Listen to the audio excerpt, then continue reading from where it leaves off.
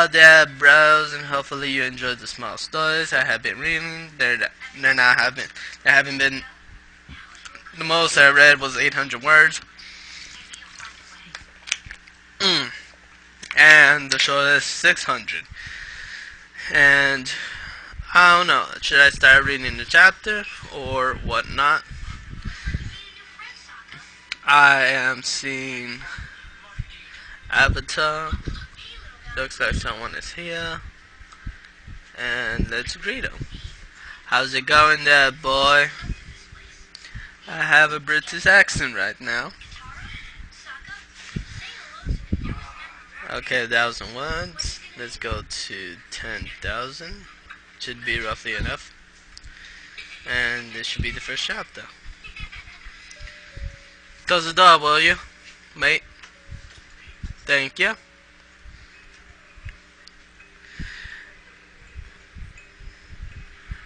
U.S. Ranger in Equestria.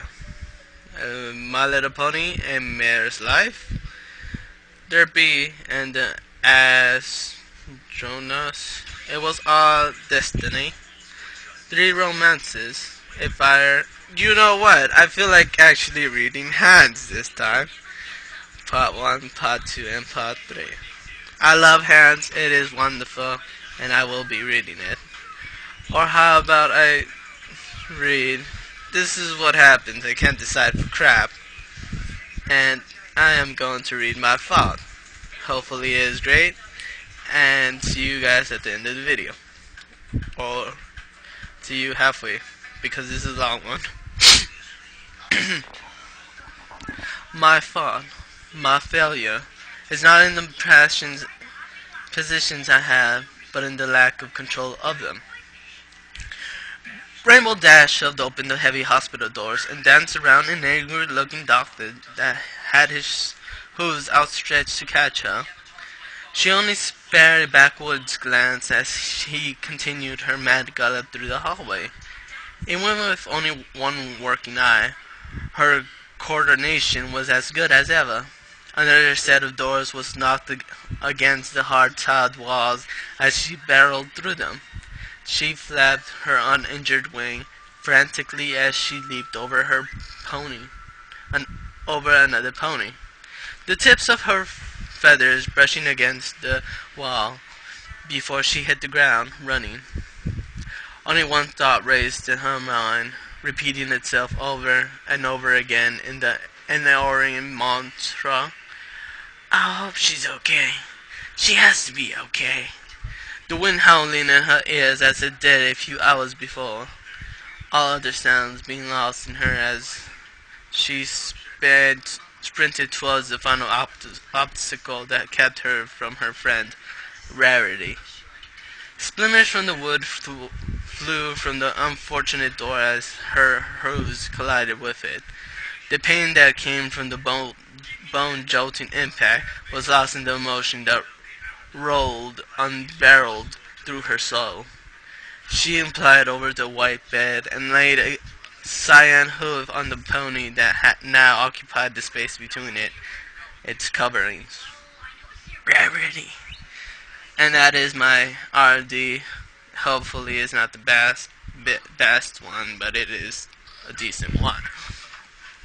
The Snow White mare was covered in bandages that were nearly the same color as her coat, the only opening in her wounds being around her nose and eyes. The purple curls of her unicorn's mane were in disarray, steel strands sticking out in every direction with sparks of dust still lodged inside her hair. Rarity's chest rose and fell softly, creating a complex tempo with combining with the beeping machines and reflected her heart rate. Rainbow Dash, what are you doing? The doctor's harsh voice was crowed off as he stepped through the doorway and into the room. He walked up to her side and looked down sadly at the wounded mare. An understanding silence passed between them, seeming to stretch on for hours before I was interrupted by a enormous cough from the stallion. Rainbow Dash looked over to him and watched as his mouth opened and closed a few times, as if he wanted to speak but couldn't find the right words. "I'll just leave you here then." The Doctor Who step fell in silence as he walked away, becoming muted as the door now lands a large crack in the frame and wood, clicking shut behind him. Rainbow reached up and brushed away the look of hair, shapeless hair that hung in her friend's face, letting her hoofs limply fall back into the bed afterwards. "Rarity," she mumbled again, as if saying the name would undo the mess that she had created.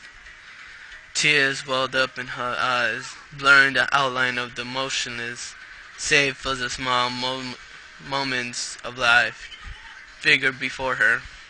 "I'm so sorry, Rarity." Small tears worked their way down the grooves of her face, darkening the fur of her coat before falling down to soak into the bed's lining. "It's all my fault." She gritted her teeth against the sobs and tore at her throat, trembling slightly as they warped her less injured body. "I'm so sorry. I'm so sorry." A silvery light cast itself over the room, leaking in from the window and illuminating the place where the lamp that sat next to the bed could not. Rainbow stood and walked over to the window, pressing a hoof against the glass as she stared at the moon high in the sky, its beautiful glow reflecting her eyes and glistening off her tears. Memory caressed her vision as it pulled her into its folds, bringing to her mind the events that had led up to the entry into the hospital. And that should be the end for part 1. Hopefully you bros enjoyed it. I don't want to read more because if I do, I'm gonna lose track of time. Yeah, which I hate. And hopefully you guys liked the story. Yeah. Part 1 should be deleted of my fault after I upload this one. So watch this one instead because it is a lot better. Less mistakes than the other one. 15 minutes long, and that one took me forever. I don't know why I read in a British accent, or try to. I know I lose it a bit, but it's somehow it actually is helping me read these stories. I do not know why, and I will continue reading it. I will be forever known as a British brownie now. Even though I'm not British, I'm actually Mexican, and I act American. My normal voice, as you can tell, it is known as, fuck it, I still have the British accent. Anyway, enough of an outro. See you guys. Rick loved this part of the episode of Avatar Day, I believe,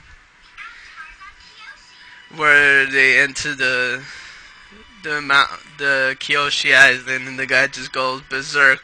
And it's hilarious, foaming in the mouth. That guy cracks me up. Anyway, then up on the outro. Here's Bro Hoof. Enjoy and come back for more.